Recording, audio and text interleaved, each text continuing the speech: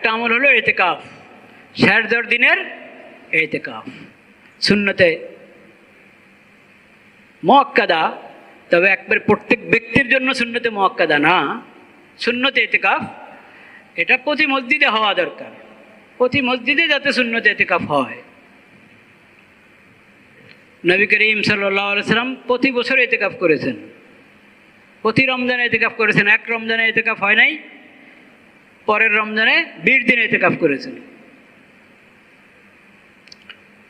তো সুন্নতে এতেকাফের গুরুত্ব দিই। সুন্নতে এতেকাফ পুরো 10 দিনের জন্য, যারা ফারেক হতে পারলাম না, নফল এতেকাফ করি 3 দিন, 5 দিন, 4 দিন, এবং প্রতিদিন দিনের বড় একটা অংশ, রাত্রের বড় অংশ একটা অংশ, বা দিনে পারলাম না পুরো রাত, দিনের কিছু অংশ, এইভাবে নফল এতেকাফও করার চেষ্টা করি।